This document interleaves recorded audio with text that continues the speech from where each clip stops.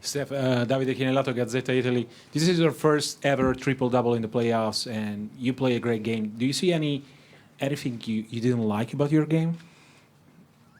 There's an 8 on the stat sheet that I need to correct when we go to Cleveland, because the points that I gave up off turnovers in their building will electrify the crowd and their team, and this, things that we have to eliminate. So I'm obviously hard on myself and my own, biggest critic at times, and that's something that I can control.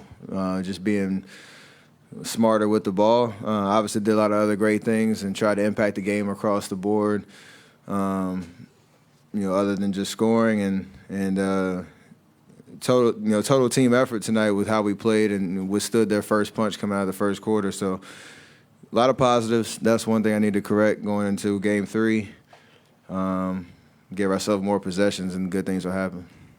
Jermaine, all the way in the back. Jermaine Franklin with TSN. Steph, there was a rare moment / opportunity in the third quarter where LeBron was guarding you one-on-one. Do you relish those moments? This is basketball, man. I mean, every possession you have an opportunity to impact the game. Doesn't matter who really is across from you. You don't get into the one-on-one matchups, especially on this stage, because you get distracted from how you're supposed to be playing. And obviously, he's a great defender. So if you have opportunities, you have to do something, pretty special to score. But for the most part, you can't focus on like you're in a playground. It's just y'all two out there. That doesn't do you any good in those situations. You had a pretty solid reaction following that lay-in, though. Oh, yeah, it's a big moment. It's a momentum swing. And Coach got on me at halftime about my body language and just trying to play with passion, play with joy. The turnovers kind of got underneath my skin a little bit, and I was, letting it affect, how it's kind of my mannerisms too much. And in that moment, big momentum swing, us, trying to separate us, from, or, continue to get a lead. And going into a timeout, you want to, have some fun and enjoy that moment. Janie up front. Steph, Janie McCauley from AP.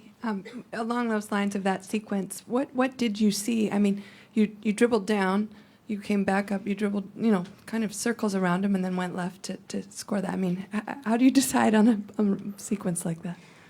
Honestly, I was rushing to begin with because I felt like there's an angle here, an angle there, and there wasn't because a huge crowd around on that right side of the floor.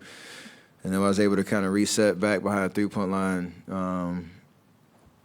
You kind of just, give a little hesitation, make him think you're going to shoot and just try to go around him. And at that point, I was a little bit more composed than earlier in that possession. I was just kind of like a chicken with my head cut off, just, running circles. So that was kind of a microcosm of the game. We were rushing a lot in those situations, trying to keep it simple and just, make a play.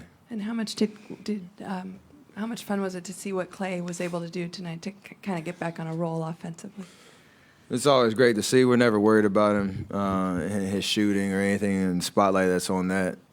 He does so much for us on the defensive end. His presence just on the floor as a threat to shoot, even if he doesn't, get an attempt up. But definitely when he's making shots, and there were a lot of timely shots tonight, were huge. And I know he didn't lose confidence in himself at all, and knew he was helping us win even though he wasn't shooting the ball well. And tonight things turned around in his favor, and hopefully he's created a little bit of momentum for himself going into Game 3.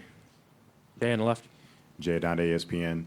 Steph, when did you learn about Steve Kerr that he'd be coaching tonight, and what did his return mean to the team?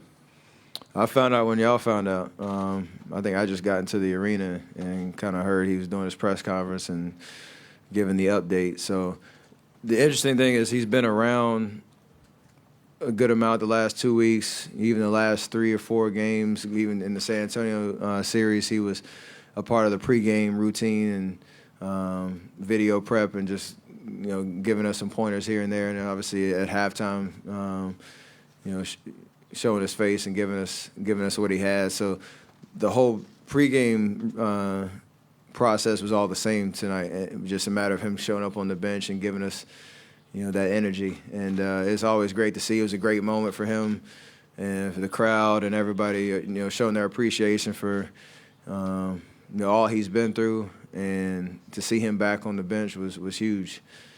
And for him, like I said, the whole priority was his health, and I think he's in a good place right now. Anthony here in the front. Yeah, Anthony Slater, Barry News Group. Steph, Draymond was in here earlier and said he thought you were the most locked in you've ever been in your career. I mean, do you feel that? Yeah, I'm playing with a lot of energy. That's the biggest thing.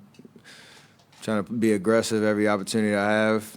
I think there's another level to get to. Talked about with the first question tonight about just being smart with the ball. So there is another level to get to, but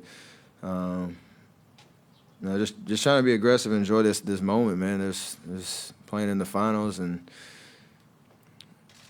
the journey is unbelievable, and we want to keep it going.